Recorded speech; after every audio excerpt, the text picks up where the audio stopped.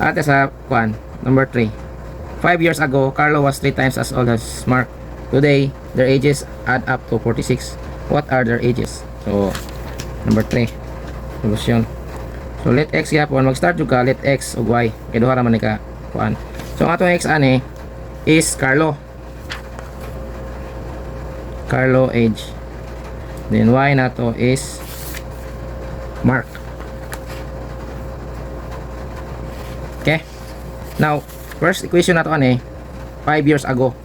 Carlo was 3 times as old as Mark. So may kag 5 years ago. So ang ilang edad, ang ilang present nga age. So kini present age man Carlo age present. Mark age present. So present age nila ni atong gi-assume. So kung pasabot may kag 5 years ago. So katong ilang edad minusan og 5 years ago man. So may kag x minus 5 is equals to 3 times as old as Mark. So 3 sa edad ni Mark 5 years ago. So y minus 5 mo na equation 1. Then ang equation 2 ni mo na today. So karon present age nila, ang sum silang age is 46. So x plus y kay present age man nila na is 46. Mo na equation 2. Karon atong extract ning equation 2 kay masayo ni siya. So put pasabot min ka x is equals to 46 minus y. Bailon man nimo na. Then kani substitute nimo are sa 1. So extract ang equation 1. So x minus 5 is equals to 3 times y minus 5. So extract na to na x minus 5 is equals to 3y minus 15 ato ma-distribute. Then atong ipang change ang value para makuha na to, mag-mentag ka ng 3y minus x.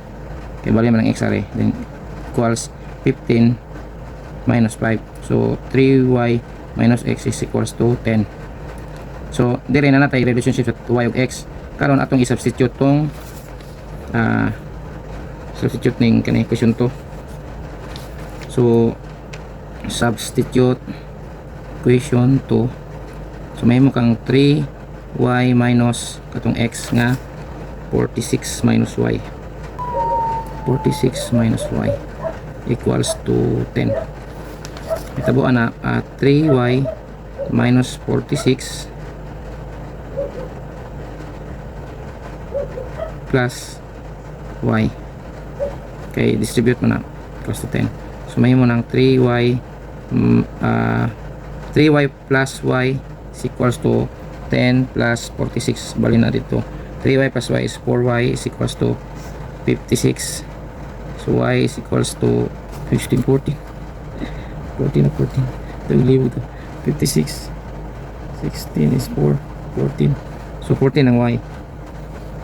Then direta sa kuan ang x niya is 46 minus y. So x is equals to 46 minus y.